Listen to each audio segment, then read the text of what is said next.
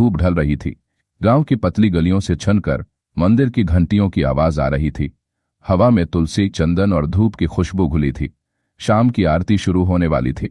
मंदिर के बाहर एक बूढ़ा झुकी पीठ वाला आदमी बैठा था।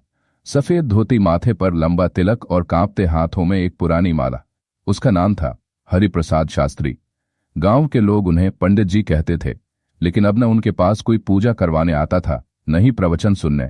उनका बेटा आदित्य, जो कभी उनका गर्व हुआ करता था, 7 साल पहले एक दिन मंदिर में आखिरी बार आरती करके कहीं चला गया, बिना कुछ कहे। उसके जाने के बाद हरिप्रसाद शास्त्री का जीवन बदल गया। जहां पहले वे सैकड़ों लोगों को धर्म का मार्ग दिखाते थे, अब वे स्वयं एक अंधेरे में भटक रहे थे। हर सुबह वे मंदिर के आंगन को धोते, हर दीपक को साफ करते और हर मूर्ति को ऐसे निहारते मानो आदित्य वहीं कहीं बैठा हो। शाम की आरती समाप्त हुई थी। कुछ श्रद्धालु भगवान को प्रणाम करके जा चुके थे। पंडित जी अकेले मंदिर के पीछे बने पुराने शरण कक्ष में गए। वहीं एक टूटी मेज पर रखे दीपदान के पीछे एक पीले रंग की पुड़िया दिखाई दी, बहुत साधारण सी, जैसे किसी ने चुपके से रख दी हो। उन्होंने हाथ बढ़ाया। कागज हल्का गीला था, जैसे किसी ने आंसुओं से भीगा हो। पुड़िया को खोलते ही एक कांपती सी आवाज उनके भीतर गूंज उठी, अब मत आना। हरिप्रसाद जी की आंखें नम हो गईं। कागज पर वही लिखावट थी, आदित्य की, वही गोल मटोल अक्षर जिसमें बचपन से लेकर यज्ञोपवीत तक की स्मृतियां बसी थीं। लेकिन यह चिट्ठी सिर्फ एक संदेश नहीं थी, यह एक चीख थी, एक दर्द जो 7 साल बाद भी जिंदा था। उन्होंने पूरी चिट्ठी पढ़ी। पिताजी, मैंने सब कुछ किया, पूजा, व्रत, धर्म, आपकी दी गई हर शिक्षा को अपनाया, लेकिन मैंने वो कर बैठा जिसे आप कभी माफ नहीं कर पाएंगे। मैंने किसी से प्रेम किया, एक विधर्मी से, जो मुझसे उतना ही प्रेम करती थी जितना मैं आपसे, लेकिन जब आपने उसे पाप कहा तो मैं खुद को ही अधर्मी मान बैठा। मैं भाग गया क्योंकि मैं आपके पैर नहीं छू सकता था उस अपराध के बाद। पर आज जब मैं इस मंदिर में लौटा हूं सिर्फ एक बार, तो आपसे एक निवेदन है, अब मत आना, क्योंकि अगर आपने मेरी चिता की राख तक को देखा तो मेरी आत्मा और भी अधूरी हो जाएगी। हरिप्रसाद जी चुप थे, उनका दिल तेज धड़क रहा था। मंदिर की घंटी, जो रोज उन्हें शांति देती थी, आज कानों में गरज रही थी। उन्होंने चिट्ठी को मोड़ा और वहीं बैठ गए। वो रात नींद नहीं आई। सुबह होते ही उन्होंने गोपाल को बुलाया, जो मंदिर का सबसे विश्वासी सेवक था। गोपाल, कल कोई आया था मंदिर में? गोपाल कुछ देर चुप रहा, फिर बोला, पंडित जी, मैं कुछ कहना नहीं चाहता था, पर आधी रात को मैंने एक आदमी को मंदिर के गर्भगृह के सामने बैठे देखा था। सफेद चादर में था, सिर झुका हुआ था। मैं जैसे ही पास गया वो गायब हो गया। पंडित जी ने कुछ नहीं कहा, वो जानते थे वो आदित्य था। उसी शाम उन्होंने आदित्य के नाम एक पूजा रखवाई, गांव वालों को निमंत्रण भेजा, लेकिन कोई नहीं आया। गांव अब पंडित जी को पागल कहने लगा था। किसी ने कहा, बेटा मर चुका है, तो कोई बोला, प्रेम में भाग जाने वाला पुजारी का बेटा पवित्र नहीं हो सकता। मंदिर अब उजरा उजरा सा लगने लगा था। तीसरी रात, जब पूरा गांव गहरी नींद में था, मंदिर की मूर्ति के सामने एक दीपक अपने आप जल उठा। पंडित जी उस समय वहीं बैठे थे। उन्हें लगा हवा होगी, पर अगले ही पल सामने की मूर्ति से कोई धीमी सी आवाज आई, मैं यहीं हूं पिताजी। उन्होंने आंखें खोली और वहां खड़ा था आदित्य। वही रूप, वही चेहरा, पर आंखें वो बुझी हुई थीं, जैसे भीतर कुछ टूट चुका हो। तू आ गया बेटा? पंडित जी बोले, नहीं पिताजी, मैं तो कभी गया ही नहीं, आपसे दूर था, पर यही था, हर श्लोक में, हर मंत्र में, बस आप सुनना नहीं चाहते थे। हरिप्रसाद जी का कंठ रुंध गया। वह आदित्य के पास बढ़े, लेकिन हाथ हवा में ही रह गया। मैं क्षमा चाहता हूं पिताजी, आदित्य बोला, मैंने प्रेम किया था, यही मेरा अपराध था। हरिप्रसाद जी ने कुछ नहीं कहा, सिर्फ चुपचाप बैठ गए। अगले दिन सुबह मंदिर के आंगन में कुछ अनोखा हुआ। एक श्वेत कपड़े में लिपटा हुआ शरीर रखा था। गांव का हर व्यक्ति उस शव को देखने आया। पहचानना कठिन था, चेहरा झुलसा हुआ था, लेकिन एक पुड़िया फिर उसके पास मिली, उसी लिखावट में, मैं लौट आया था पर आपसे नहीं मिल पाया, अब मेरा कर्म समाप्त हुआ, अग्नि को शांति मिले, मुझे भी। पंडित जी ने गांव वालों से कुछ नहीं कहा। उन्होंने उस शव को अपने बेटे की अंतिम विदाई मानकर मुखाग्नि दी। वे उस चिता के पास बैठे रहे जब तक राख ठंडी न हो गई। 3 दिन तक मंदिर बंद रहा। फिर चौथे दिन आरती के समय घंटियां अपने आप बजने लगीं। कोई आवाज आई, अब तो आ सकते हो पिताजी। हरिप्रसाद शास्त्री उस रात मंदिर के द्वार पर चुपचाप बैठे थे। चिता की राख अब ठंडी हो चुकी थी, लेकिन भीतर की ज्वाला शांत नहीं हो रही थी। गांव में यह खबर फैल चुकी थी कि पंडित जी ने किसी अनजान शव को अपने बेटे की पहचान देकर उसका अंतिम संस्कार किया है।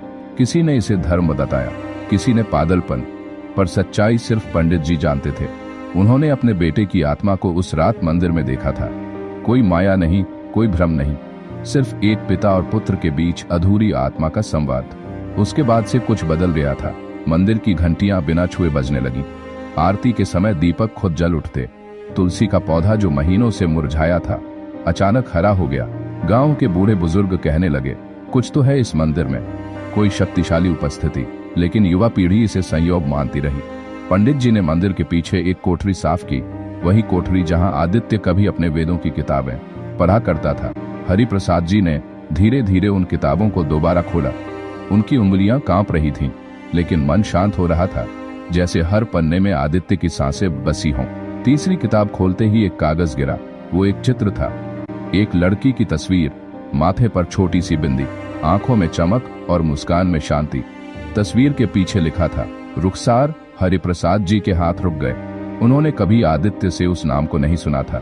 रुखसार, एक मुसलमान लड़की, वही अधर्मी जिसकी वजह से उनका बेटा घर छोड़ गया।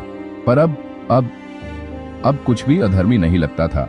वो तस्वीर उन्होंने अपनी पूजा की थाली में रखी, जैसे वो कोई देवी हो।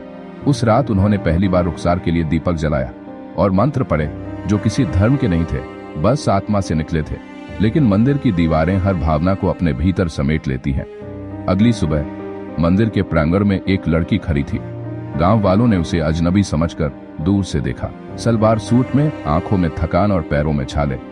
उसके हाथ में कुछ नहीं था, पर आंखों में एक आग्रह था। पंडित जी ने जब उसे देखा तो एक क्षण के लिए स्तब्ध रह गए। वही चेहरा, वही आंखें और वही मौन। आप रुखसार हैं? पंडित जी ने पूछा। लड़की कांपती हुई बोली, जी, लेकिन अब मेरा कोई नाम नहीं है। क्यों? क्योंकि जिसके नाम से मुझे पुकारा जाता था वो मर चुका है, और उसके साथ मेरी पहचान भी। पंडित जी ने उसकी तरफ देखा। इस बार आंखों में द्वेष नहीं था, न क्रोध न संकोच, बस एक थका हुआ अपनापन। रुखसार ने आगे बढ़ते हुए एक पुड़िया दी, उसी रंग की जैसी आदित्य ने छोड़ी थी। इस बार चिट्ठी की भाषा उसकी थी। पंडित जी, मैंने आपके बेटे से प्रेम किया, कोई मोह, कोई आकर्षण नहीं, बस समर्पण। जब उन्होंने धर्म को मुझसे बड़ा समझा, मैं चुप रही। जब उन्होंने परिवार से लड़ने का साहस नहीं किया, मैं मौन रही। लेकिन जब वो इस पीड़ा में तड़पते रहे, मैं दूर से सब देखती रही। एक प्रेम जो सांस नहीं ले सका, एक मिलन जो अधूरा रह गया। क्या यही धर्म है? हरिप्रसाद जी ने चिट्ठी को पढ़ते हुए धीरे से आंखें मूंद ली। हवा में कहीं दूर मंदिर की घंटी फिर बज उठी। क्या आप मुझे एक बार उस दीपक के पास बैठने देंगे जहां आपने मेरे लिए आरती की थी? रुखसार ने पूछा। पंडित जी ने मौन सहमति दे दी। रुखसार ने उस दीपक के सामने बैठकर कुछ नहीं मांगा, कोई वरदान नहीं, कोई मन्नत नहीं, बस चुपचाप आंखें मूंद कर वहां बैठी रही। और उसी रात जब मंदिर के सब दीपक बुझ चुके थे, एक आवाज आई, अब अधूरा कुछ नहीं रहा। पिताजी। हरिप्रसाद जी ने मंदिर के गर्भगृह में देखा। आदित्य और रुखसार दोनों खड़े थे, पर इस बार कोई शरीर नहीं था, सिर्फ एक प्रकाश, एक आभा, एक आत्मा। उसके बाद से मंदिर में कुछ और बदल गया। अब वहां हिंदू मुस्लिम नहीं पूछा जाता। पूजा से पहले न जाति पूछी जाती, न वंश, बस जो भी आता उसे सिर्फ एक ही बात सिखाई जाती, प्रेम जब धर्म बन जाए तब ही आत्मा मुक्त होती है। उस रात मंदिर में बहुत कुछ बदल गया था, लेकिन सबसे ज्यादा जो बदला वह था हरिप्रसाद शास्त्री का अंतर्मन। जिस व्यक्ति ने अपना पूरा जीवन शुद्ध आचार विचार, धर्म के नियमों और परंपरा की दीवारों में गुजार दिया था, वही अब उन सीमाओं को खुद अपने हाथों से मिटा रहा था। आदित्य की आत्मा ने उन्हें वो सिखाया था जो किसी ग्रंथ में नहीं था, करुणा और प्रेम धर्म से बड़े हो सकते हैं। अगली सुबह मंदिर की सीढ़ियों पर बैठी रुखसार ने पहली बार मंदिर का सूरज उगते देखा। वो बचपन से जानती थी कि उसके धर्म में इस मंदिर में कदम रखना हराम माना जाता था, लेकिन आज वो खुद को पहली बार पवित्र महसूस कर रही थी। पंडित जी उसके पास आए और शांत स्वर में बोले, तुम यहीं रहो रुखसार, जब तक तुम्हारा मन कहे। मंदिर की कोठरी तुम्हारी है, ठीक वैसे ही जैसे कभी आदित्य की थी। रुखसार की आंखों में पहली बार आंसू बहने लगे, नए दर्द के बल्कि स्वीकार के। गांव के लोगों में यह बात फैलने लगी। कुछ लोगों ने विरोध किया, कुछ मंदिर से दूर रहने लगे, पर कुछ धीरे धीरे खिंचकर वापस आने लगे। रुखसार ने कोई धार्मिक कार्य नहीं किया, वह बस चुपचाप मंदिर की सफाई करती, तुलसी को पानी देती, फूल चुनकर भगवान के चरणों में रख देती। लेकिन वो मौन ही उसकी पूजा बन गई। एक दिन गांव की एक बुजुर्ग महिला, जिसने जीवन भर मंदिर में पूजा की थी, धीमे धीमे सीढ़ियां चढ़ती हुई आई। उसके हाथ कांप रहे थे, पर नजरों में संकोच नहीं था। उसने रुखसार से कहा, बेटिया, आज तेरे हाथों से जल चढ़ाना चाहती हूँ। पता नहीं क्यों, पर लगता है जैसे अब मंदिर सच में ज्यादा है। रुखसार ने बिना कुछ कहे जलपात्र उठाया और बूढ़ी अम्मा के साथ शिवलिंग के सामने खड़ी हो गई। वो पल सिर्फ एक क्रिया नहीं थी, वो पल इतिहास था, जहां पहली बार प्रेम और धर्म ने एक दूसरे को स्वीकार किया। लेकिन कहानी यही नहीं रुकी। रात के तीसरे पहर मंदिर के पीछे वाली बावड़ी से किसी के रोने की आवाज आई। पंडित जी जाग गए, रुखसार भी। दोनों ने दीपक जलाया और आवाज की ओर बढ़े। बावड़ी पर कोई नहीं था, सिर्फ जल की सतह पर एक धुंधली परछाई थिरक रही थी, जैसे कोई आत्मा अधूरी प्रार्थना में फंसी हो। रुखसार ने आंखें बंद कर लीं। कानों में आदित्य की आवाज आई, कोई और भी है बाबा, जो आज भी मुक्त नहीं हो पाया। पंडित जी समझ गए, यह आत्मा किसी और की थी, किसी ऐसे की जिसने मंदिर में आकर प्रायश्चित करना चाहा, लेकिन पूर्णता न पा सका।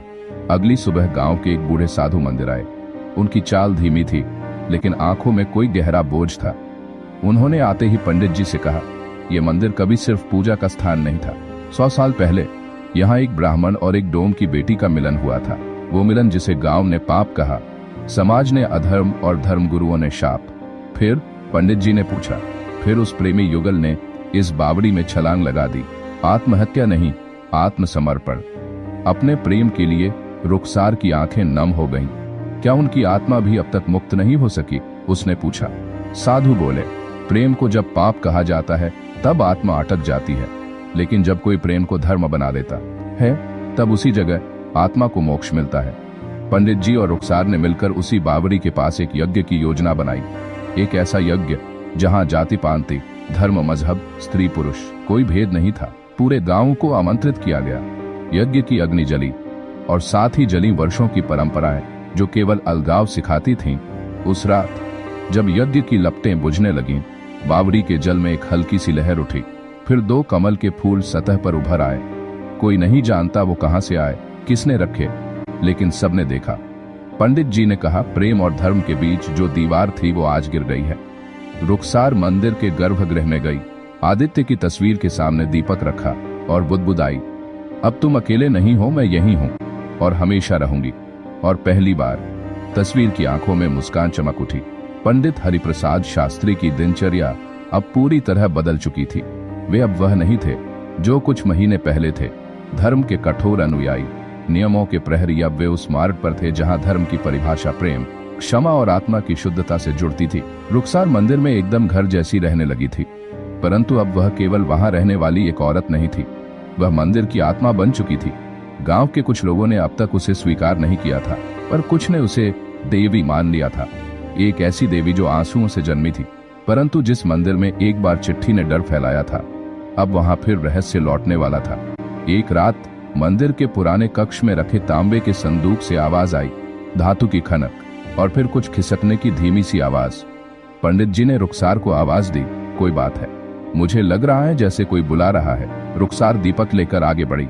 संदूक खोला गया। अंदर कुछ नहीं था सिवाय एक पुरानी पीतल की थाली और एक जीर्ण शीर्ण ग्रंथ के। ग्रंथ संस्कृत में लिखा था, पर कुछ पन्ने लाल स्याही से लिखे हुए थे। पंडित जी की आंखों में चमक आ गई। यह कोई साधारण ग्रंथ नहीं है, यह तो मोक्ष संहिता है, ऐसी पोथी जिसके बारे में सिर्फ कथाओं में सुना था।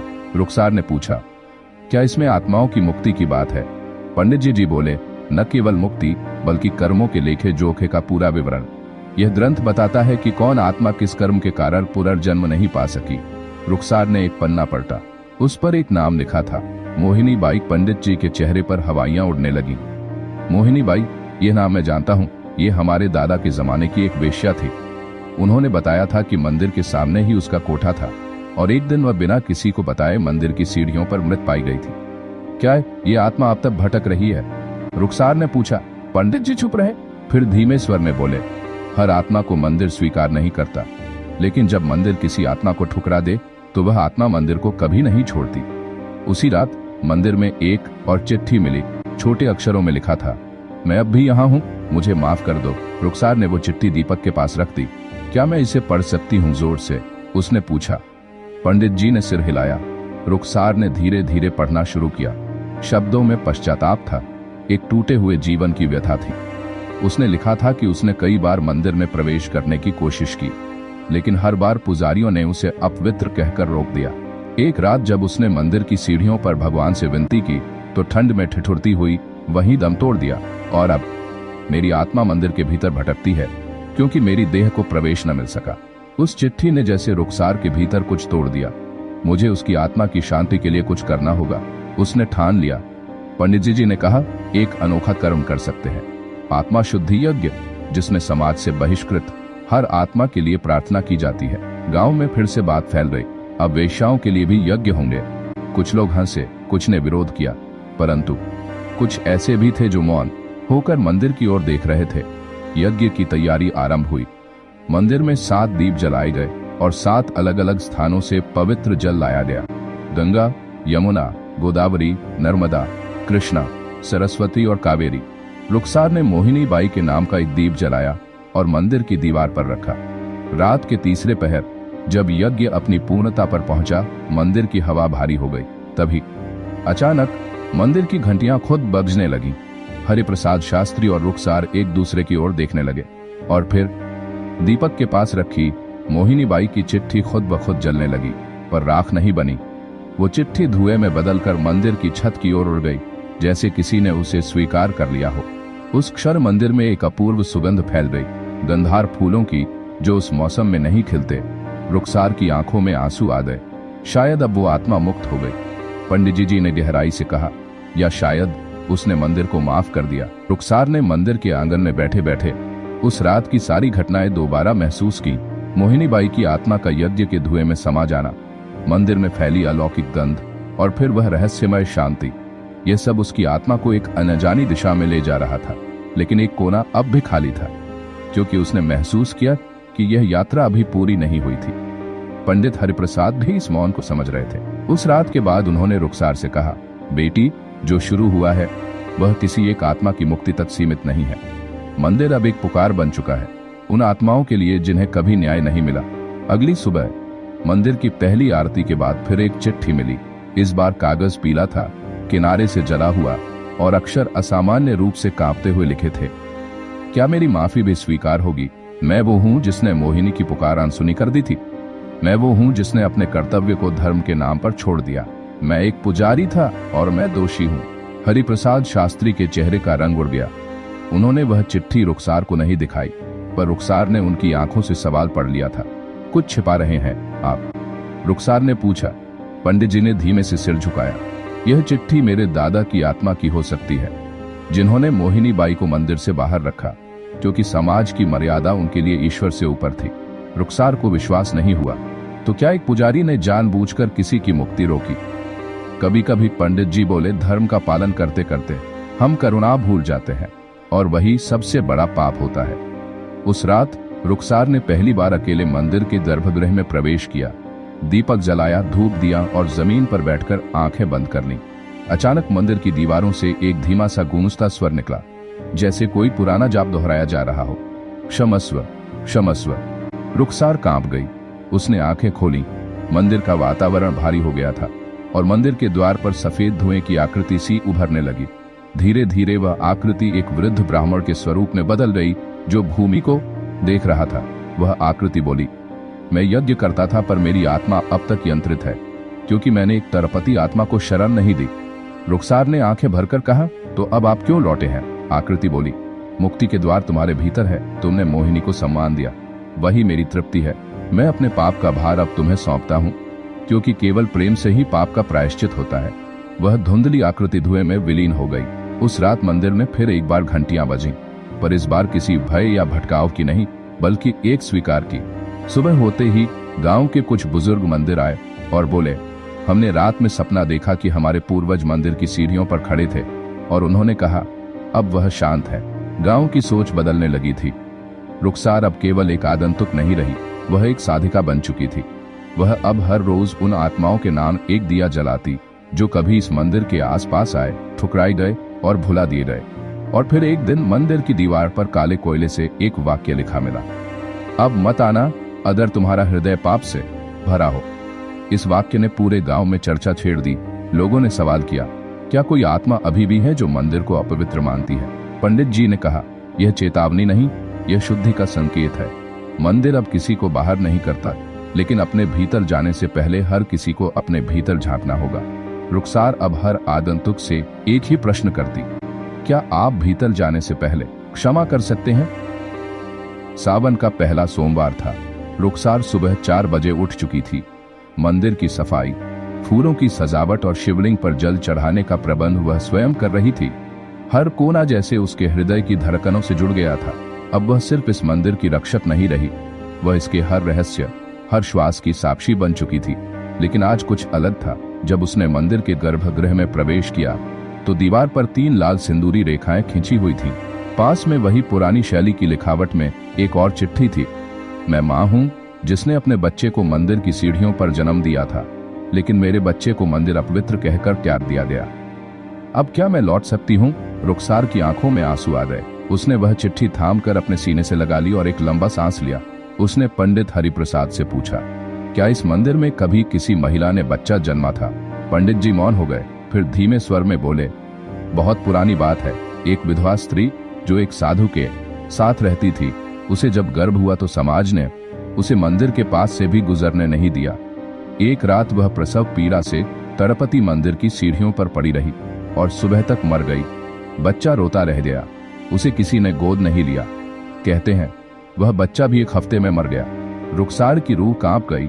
वह स्त्री, वह बच्चा, क्या अब भी मंदिर से जुड़े हैं? उस रात रुखसार ने शिवलिंग के सामने बैठकर मंत्रोच्चार शुरू किया। उसकी आंखें बंद थीं, लेकिन मंदिर के भीतर एक विचित्र कंपन था। फिर अचानक उसे एक मासूम रोने की आवाज सुनाई दी। रुखसार उठी, जलती हुई मशाल लेकर मंदिर की पिछली दीवार की ओर गई। वहां मंदिर के प्राचीन गुप्त द्वार के पास मिट्टी गिरी थी, मानो किसी ने अभी अभी जमीन खोदी हो। वह नीचे झुकी और एक छोटे कपड़े में लिपटी गुड़िया मिली। गुड़िया की आंखें कांच की थीं, लेकिन उनमें अजीब सी जीवंतता थी। साथ में एक और चिट्ठी मिली। ये मेरी ममता थी जो मैंने उसी रात अपनी गोद से निकाली थी। अब क्या इसे स्थान मिलेगा? रुखसार ने गुड़िया को बड़े स्नेह से उठाया और गर्भगृह में ले जाकर शिवलिंग के सामने बैठ गई। उसने उस गुड़िया के लिए फूल चढ़ाए, आरती की और फिर आंखें मूंद कर बोली, आज इस मंदिर में सिर्फ देव नहीं, एक माँ और उसका बच्चा भी पूजनीय है। उसी समय मंदिर के द्वार पर एक तेज हवा चली, घंटियां बजने लगी और मंदिर की छत से एक मृदुल प्रकाश की रेखा सीधे उस गुड़िया पर पड़ी। हरिप्रसाद शास्त्री मंदिर में पहुंचे और बोले, कई जन्मों की ममता अब जाकर तृप्त हुई है। अब इस मंदिर का हर कोना सिर्फ पूजा का नहीं, करुणा का भी स्थल बनेगा। अगली सुबह मंदिर के द्वार पर एक नया बोर्ड लगा था, यहाँ वो भी पूजे जाते हैं जिन्हें दुनिया ने ठुकराया। गांव में लोग बदलने लगे। स्त्रियां जो मंदिर में वर्जित मानी जाती थीं, अब गर्भगृह में आरती करती थीं। हर वो बच्चा जो अनाथ था, अब रुखसार की देखरेख में मंदिर के पाठशाला में पढ़ता था। लेकिन तभी मंदिर के मुख्य द्वार पर एक नई चिट्ठी पाई गई। इस बार वह सुनहरी स्याही से लिखी थी, मैं वो हूं जो मंदिर में रहते हुए मंदिर का ही अपमान करता था। मेरे कर्मों की सजा मेरे बच्चों ने पाई। अब क्या मुझे इस दहलीज पर प्रवेश की अनुमति मिलेगी?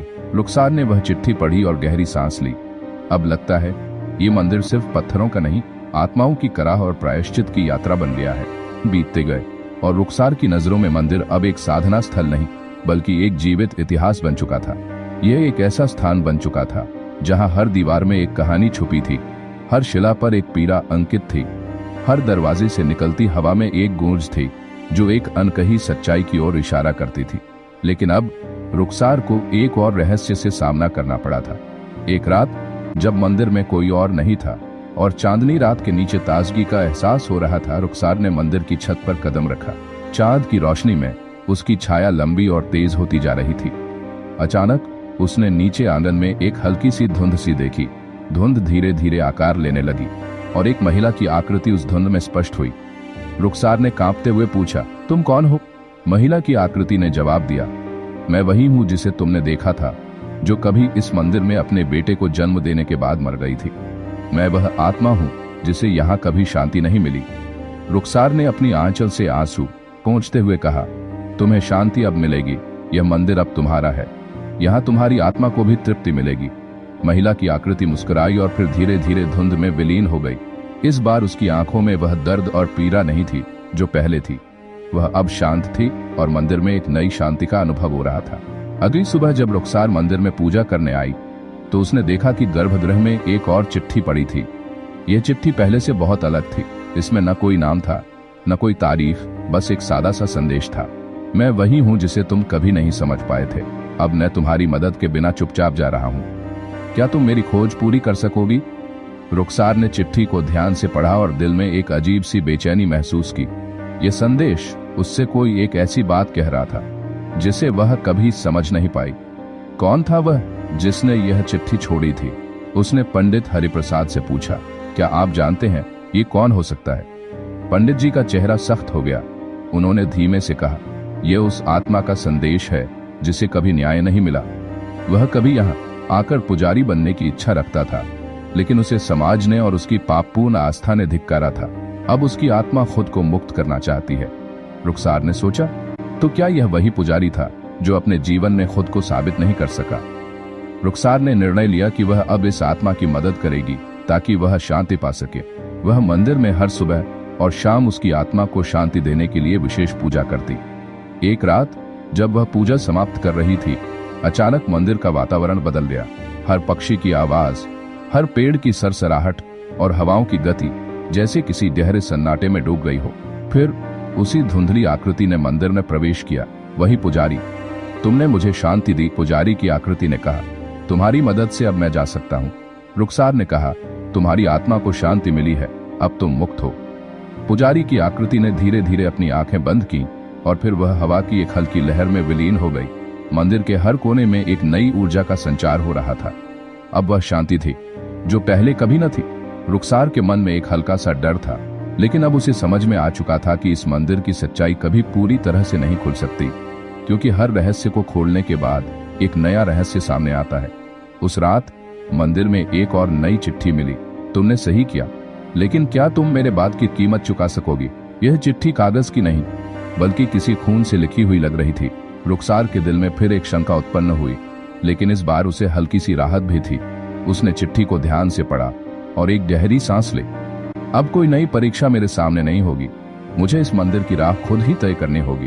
रुखसार की रातें अब अकेलेपन से नहीं, बल्कि उन रहस्यमय घटनाओं से घिरी हुई थी जिनका वह हर दिन सामना करती थी। मंदिर में हर नई घटना, हर चिट्ठी और हर नई आत्मा ने उसे एक नए मुकाम पर ला खड़ा किया था। अब वह सिर्फ मंदिर की रक्षक नहीं, बल्कि उसके अतीत और भविष्य की साक्षी भी बन चुकी थी। एक दिन जब वह मंदिर में पूजा कर रही थी, उसे फिर से वही अजीब सी खामोशी महसूस हुई, लेकिन इस बार यह खामोशी डर की बजाय एक गहरी उपस्थिति का एहसास दे रही थी। उसने देखा कि मंदिर के गर्भगृह का दरवाजा खुला था, जो हमेशा बंद रहता था। उसके अंदर की हलचल और गूंज से उसे ऐसा लगा जैसे कोई उसके भीतर बुला रहा हो। वह धीरे धीरे गर्भगृह की ओर बढ़ी। जैसे ही उसने कदम बढ़ाए, एक कड़ी ठंडी हवा उसे भीतर खींचने लगी, और फिर जैसे ही उसने गर्भगृह में प्रवेश किया, दरवाजा अपने आप बंद हो गया। मंदिर का माहौल अब एकदम बदल चुका था। चारों ओर अंधेरा था और वह हल्की सी रोशनी जो पहले आती थी अब जैसे कहीं खो गई थी। रुखसार का दिल तेजी से धड़क रहा था, लेकिन उसने हिम्मत जुटाई और एक कदम और बढ़ाया। तभी उसे एक गहरी आवाज सुनाई दी, तुमने मंदिर को साफ किया, अब खुद को साफ करो। रुखसार ने घबराते हुए पूछा, क्या तुम हो? कौन हो? वह आवाज फिर से गूंज उठी, मैं वही हूं जो यहाँ कभी था, लेकिन कभी स्वीकारा नहीं गया। मेरा नाम अब कोई नहीं जानता, लेकिन मेरी पीड़ा, मेरी आत्मा आज भी यहाँ बसी है। यह आवाज रुखसार के दिल में एक टीस पैदा कर रही थी। उसने चारों ओर देखा और फिर एक पुरानी घनी धुंध सामने आई। उस धुंध में एक आकृति उभरने लगी, धीरे धीरे पूरी तरह से स्पष्ट हो गई। वह एक वृद्ध पुजारी था, जिसकी आंखें पिघलती हुई थीं और चेहरा उतना ही विकृत था जितना कि उसकी आत्मा। वह वृद्ध पुजारी एक झूली पर बैठा था। उसकी उंगलियां जैसे भगवान के मंत्रों का जाप कर रही थीं। तुम हो वह पुजारी? रुखसार ने डरते हुए कहा, जिसे समाज ने त्याग दिया था। वृद्ध पुजारी ने सिर झुका लिया और धीमे स्वर में बोला, हाँ मैं वही हूँ। मेरे कर्मों ने ही मुझे इस स्थान पर बसा दिया, लेकिन तुम मेरी मदद करोगी? यही वह समय है जब तुम्हारे धर्म और मेरे कर्म जुड़ सकते हैं। रुखसार ने धीरे धीरे कदम बढ़ाए और पुजारी की ओर देखा। मैं तुम्हारी मदद क्या कर सकती हूँ? वृद्ध पुजारी ने फिर से कहा, तुमने मंदिर की सफाई की है, अब इसे सही दिशा में मोड़ो। तुम्हारे सामने एक और बड़ा रहस्य है। तुम्हें उस पापी के बारे में पता लगाना होगा जो मंदिर के खिलाफ पाप कर रहा है। जब तक यह पाप समाप्त नहीं होगा, मंदिर की शांति भी अधूरी रहेगी। रुखसार की आंखों में अब एक नई चिंगारी जल उठी। उसे लगा जैसे अब वह मंदिर के असली रहस्य को समझ पा रही थी। कौन है वह पापी? उसने पूछा। उसका नाम आचार्य राघव है। पुजारी की आवाज में एक गहरी तिक्तता थी। वह इस मंदिर का पुराना पुजारी था, लेकिन उसने मंदिर को अपनी निजी संपत्ति समझ लिया। उसका पाप इतना गहरा था कि वह अब आत्मा के रूप में भी इस मंदिर में बसा है। उसका पाप अब भी इसी स्थान पर बसा है, और जब तक तुम उसे पूरी तरह से नहीं मिटाओगी, मंदिर का शांति मिलना असंभव है।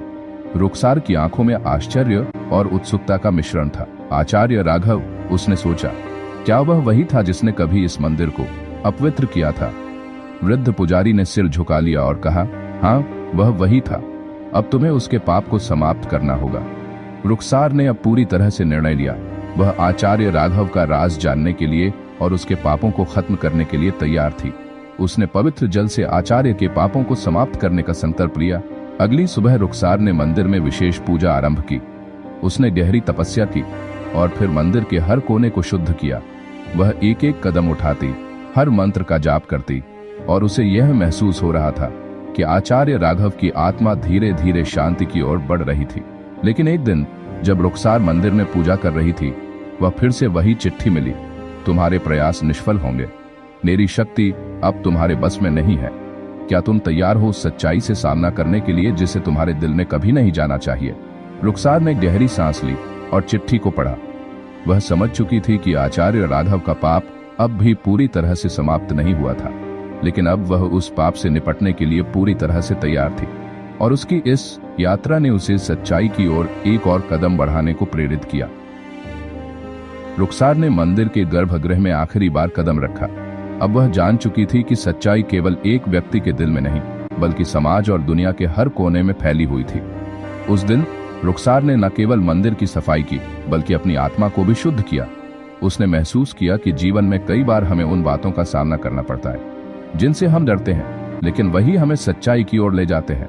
उसने एक गहरी सांस ली और फिर मंदिर के दरवाजे को अंतिम बार खोला। अब तुम शांति से रह सकोगे, रुखसार ने पुजारी की आत्मा से कहा। उसकी आंखों में आंसू थे, लेकिन साथ ही एक अपार शांति का एहसास भी था। मंदिर की दीवारों से अब कोई डर नहीं था, कोई चुपचाप आवाज नहीं थी, अब केवल शांति थी। वह मुस्कुराई और मंदिर के मुख्य द्वार को बंद कर दिया। यदि आपको इस कहानी ने छुआ है और आपने कभी अपनी आंतरिक शक्ति और सत्य की खोज की है, तो कृपया इस कहानी को अपने दोस्तों और परिवार के साथ साझा करें। कभी कभी हमें अपनी जिंदगी में उन चीजों का सामना करना पड़ता है जिनसे हम डरते हैं, लेकिन वही हमें आगे बढ़ने की राह दिखाती है। क्या आपने कभी अपने जीवन में ऐसे किसी रहस्य से जूझने की कोशिश की है?